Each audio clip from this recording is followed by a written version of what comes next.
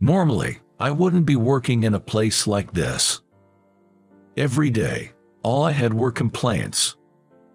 One day, I opened the door to my apartment to find an unfamiliar woman changing her clothes. I thought I was hallucinating due to stress and dissatisfaction. "Sorry, I can see you there." To my words, she calmly. "My name is Tommy Reynolds. I work for a sports equipment manufacturer. On my 29th birthday this year, I reached the top of the sales department. I was featured in an interview in the company newsletter, published monthly, as the top salesperson. Among my colleagues, I was considered the most successful. I take pride in myself and have always approached my job with pride. I think it's the result of hard work, not talent. But in this world, the nail that sticks out gets hammered down. I wish I could have warned my past self, who thought he would be fine.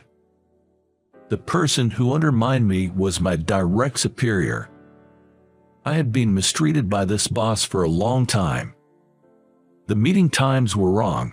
He intentionally didn't pass on messages from clients, and there were too many incidents to count on both hands. I had managed to pull through so far, but this time it became irreversible. That client had promised me a large contract. On the day of the contract, my boss schemed to steal my deal. He gave me the wrong time.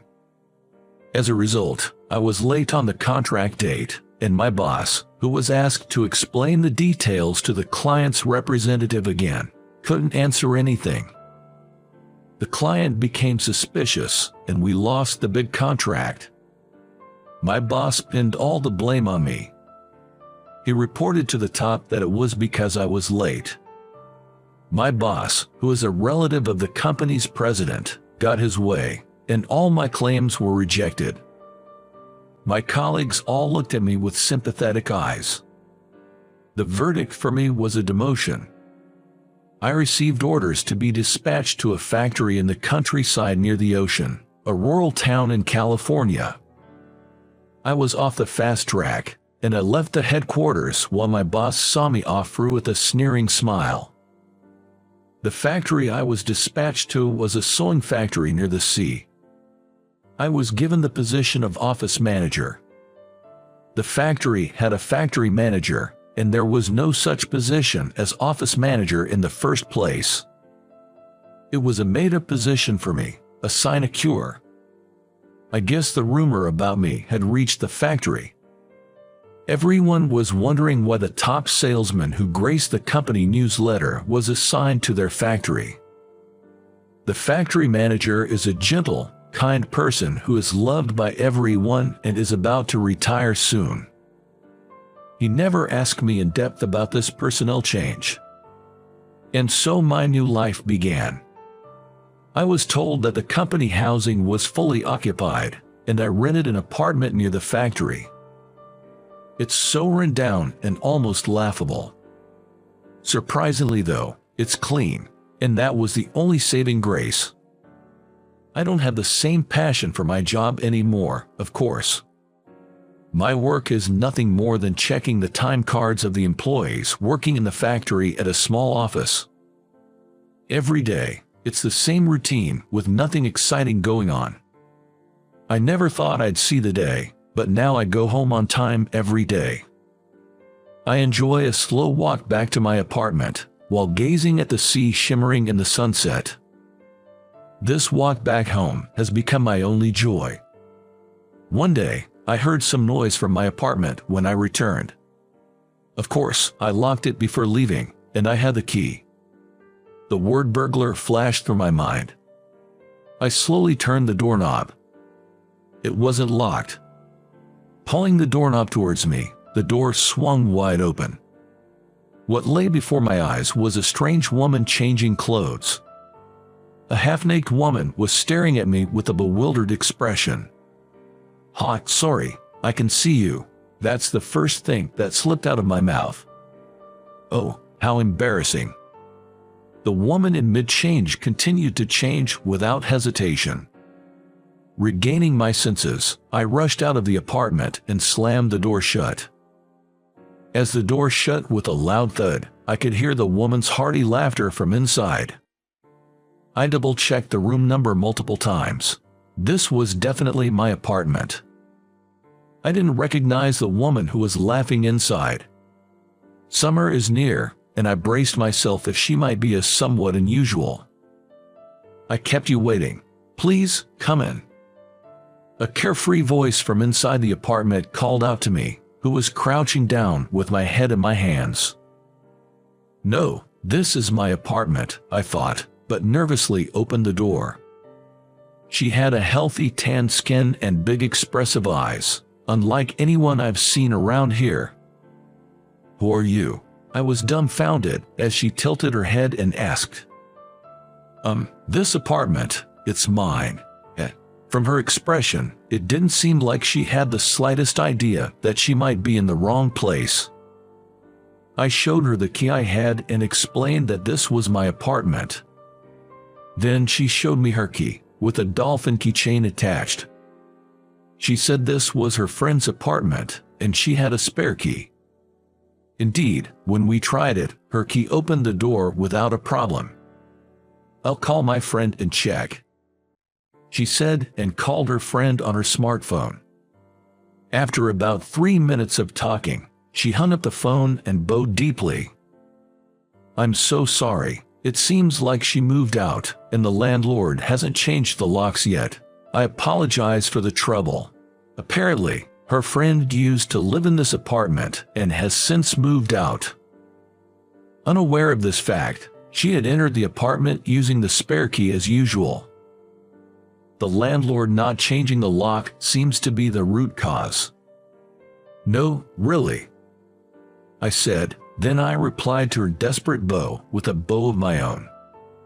After all, I had accidentally gotten a full view of a young woman changing. "Well, let's call it even then." She raised her head with a cheery grin. Her name was Jennifer Watson. She'd come to this town, which felt a lot like San Diego, to help out at a friend's dive shop during the busy season. She'd stayed in this room every year, not realizing her friend had moved. "So, Jennifer, are you a diving instructor?" Not quite feeling right to simply shoo her out, I offered her some iced tea I'd made in advance. "Thank you," she said, draining the glass with apparent enjoyment. "I do instruct, but I mostly do free diving. It's a pricey sport, you know." She laughed as I, clueless about the difference between diving and free diving, looked puzzled. Jennifer was a freediving athlete. More specifically, a constant weight freediver. A sport where you dive deep into the ocean without an oxygen tank. I worked for a sport goods manufacturer, but I didn't know much about such a niche sport. I bet there aren't many competitors in the sport, huh? There aren't as many in the US. It's on the rise, but it originated in Europe. Jennifer educated me about this world I knew nothing of. Past a certain depth, you lose buoyancy and just sink. Being sucked into the pitch-black ocean floor is a feeling beyond description, she said with a chuckle. The mere thought of sinking to the ocean floor gave me the chills. When I told her that, she burst out laughing. "Why not start with snorkeling? Since you live in this coastal town, you should make the most of the sea." Before I could respond, I heard a car honk from outside the window. Her friend seemed to have arrived to pick her up. "Oh, looks like my ride's here. See you around. I'll come by to invite you for diving," she said before making a swift exit. I felt like I'd been struck by lightning, staring blankly at the closed front door for a while. It was the first time I'd felt excited since moving to this town. Her sudden appearance had brought fresh air into my state of life. A few days later, she popped into the factory where I worked. She'd brought lunch to her friend for lunchtime at the factory. "I couldn't afford to make you a lunchbox." Yet as she said this, she tossed an absurdly large sandwich to me. "Watch out for the lunch bomb." The contents of the sandwich she'd brought was thick ham and scrambled egg. Made it a meal of itself. Apparently, she knew the factory manager too. As I savored the sandwich given to me by Jennifer, the factory manager brought over some iced tea. "You seem to know Jennifer well." "Well, there's a bit of history there," I replied, prevaricating, unable to admit that I had seen her changing clothes. Taking a sip of his iced tea, the factory manager announced he had something to discuss. A first since he took the position. I was immediately tense, worried about some issue at the factory. But his talk had nothing to do with the factory at all. He asked if I knew Jennifer was a free diving athlete, who I had peeked at her changing for. I nodded in agreement. "Great, that speeds things up." He gave a firm nod of his hand. He asked if I, ex-top salesperson, could approach her to offer sponsor. When it came to international competitions, the costs add up quickly. Apparently, she had had to give up on competitions because she couldn't afford them before. He wanted to support her, but being out of touch with the headquarters, he was unable to help. He thought that if anyone could get headquarters moving, it would be me, who used to be a top salesperson. I was unable to respond to this unexpected request. I knew nothing about free diving, nor who Jennifer really was. I told the factory manager my thoughts honestly. "Well then, let's start with diving," he suggested, pointing at the calendar with a grin. It seemed my days off would be spent by the sea for a while. The factory manager was always quick to act. A characteristic I attribute to competent people. On my next day off following our conversation, I was promptly enrolled in a diving school, with theoretical lessons in the morning followed by practical ones in the afternoon. Raised in the city, the deep sea was an unknown world to me. Jennifer was there to gently support me as I cautiously approached it. The first time I dived into the sea, it was, to put it mildly, awesome. While there was a lot to learn, and it wasn't all fun and games. Yet, looking up at the sea surface from beneath, glistening with sunlight, and being enveloped by the gentle seawater was indescribable. The bubbles I exhaled climbing to the sea surface seemed like a scene from a fairy tale. I was captivated by the sea in just one day. "You'll get addicted," Jennifer had told me just before diving. Turned out she was spot on. After finishing the practical diving session and the school finished for the day, I accompanied Jennifer for her free diving practice. She hung a guide rope, relaxing and floating on the surface of the water.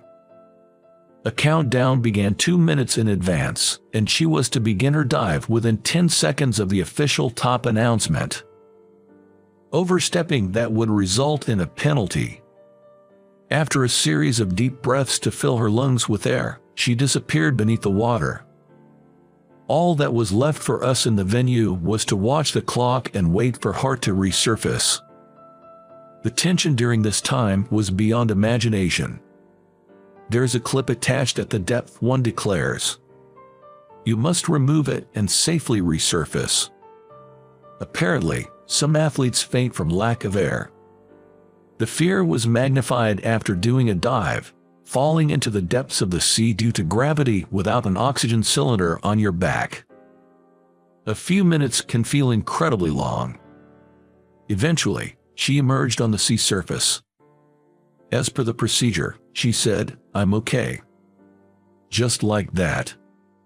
She removed her nose clip and smiled. I'm well versed in land sports, but it was the first time I saw free diving up close. I thought the way the team came together in tension to support her was impressive. The concept of doing it for someone else came to mind. I might be able to do it. It was a moment when the switch in my head turned on after a long time. From that day, I went to the sea on my holidays. Of course, I got a license. I accompanied her many times in her practice and built up an image in my mind. I also became friends with the people at the diving shop and guest house. They are all cheerful and love the sea. No one speaks ill of Jennifer. It seemed they were purely cheering for her dream. The expectations weighing on me are also huge. To make her dream come true, my hard work is essential. It was a long time since I was transferred that I visited the headquarters. There is no marine sports department in my company. I decided to take on the challenge of making presentation to establish a new department. The headquarters were as lively as before after a long time. I pulled myself together and attended the internal presentation. The trigger for taking the step was a single phrase from her. There's no marine sports department. Then you should create one. If there's no place, create it yourself. Make the most of your unique strengths and do something that no one else can think of. There are faces of colleagues and bosses who have trapped me at the presentation. I can't fail. A long-lost fighting spirit lit up within me. The presentation was a great success. The president is very interested in launching a new department.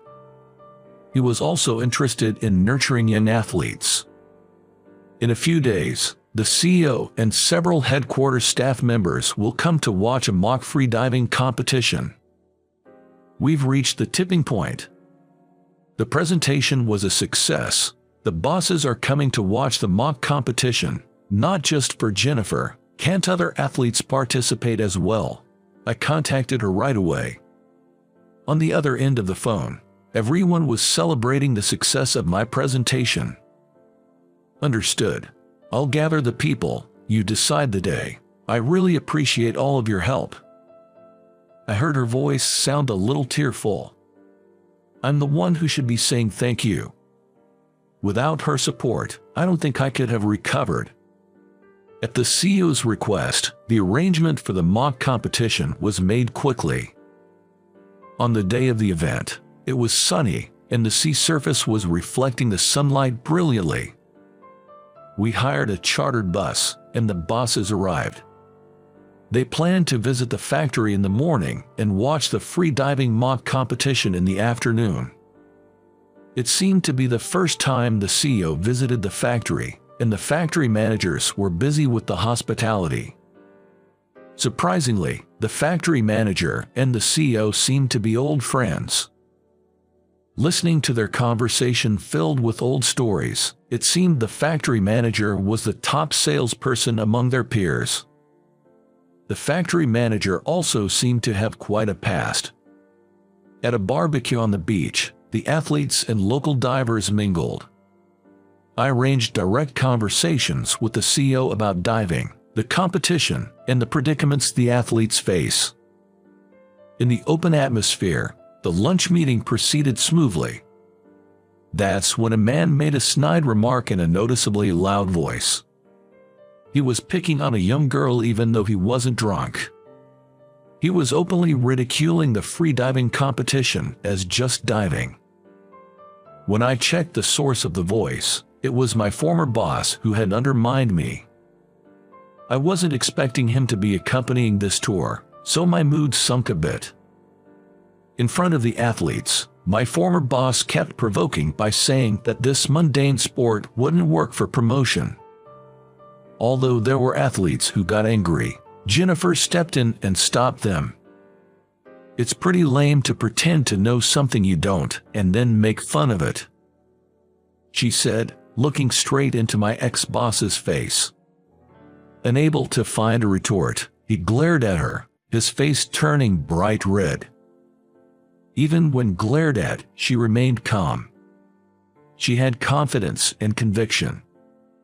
As we started spending more time together, I found myself drawn to her just like I was drawn to the sea. I haven't told her yet, but if this presentation is successful, I intend to confess my feelings to her. The mock competition in the afternoon was a huge success. Since it was done while explaining the rules of the competition one by one, it was easy to understand even for those watching freediving for the first time. She patiently answered every question thrown by the CEO and other employees. The CEO and the others seemed to have felt the same excitement and tension I felt when I first watched freediving. They were also fascinated by the charm of the staff involved in this competition. The presentation, including the mock competition, was a huge success. On the spot, the CEO made a contract with their team. He promised to provide full backup. He even expressed a desire to obtain a diving license at a diving school next weekend. So, another man fascinated by the sea was born. I'm going back to the head office to establish a marine sports division. The former boss, who had a condescending attitude towards them, was demoted by the CEO. It seems he caused various troubles while I was not at the headquarters. Honestly, I'm relieved that I no longer have the opportunity to work with him, because I don't want him to interfere with this project. And several months have passed since I returned to the headquarters. A poster featuring her is prominently displayed in the headquarters lobby. Upon hearing that she is not just a model but an active player, my colleagues seemed unable to hide their surprise. The relationship between me and her seems to have taken a step forward and a step back. Of course, I told her my feeling like a man. She laughed and said, "I'm okay." But now, she is diving the seas around the world. There are few tournaments in Japan. The main battlefield is the seas around the world. It's a dangerous competition, so I get nervous on tournament days. I'm anxious about her safety. But she's different. She's enjoying the seas around the world.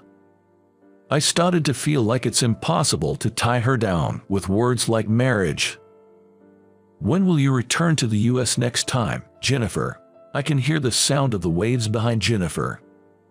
She must have just gotten out of the sea. "I'll be back in the US next week." Her voice is a bit patchy, maybe because the signal is weak. No matter how far away she is, she contacts me. My return this time is special. Jennifer says in a somewhat desperate tone. I'm getting nervous at the seriousness of Jennifer's voice. I don't think it's a breakup, but... "Jennifer, what happened?" I timidly ask Jennifer, who is sighing on the other end of the phone. "Why are you sighing? What's wrong? Is there anything I can do?" I repeat my words, anxious. I was pretending to be okay even when we're apart, but actually, I'm not. Then you have to take responsibility. After a brief silence, I heard a sulky voice. "Why are you making me wait like this? You better step up and propose properly." With that, the call abruptly ended. I stood there, dumbfounded, clutching my smartphone. Snapping back to reality, I left work early and rushed to the jewelry store. I was hustling and bustling about, preparing for the proposal.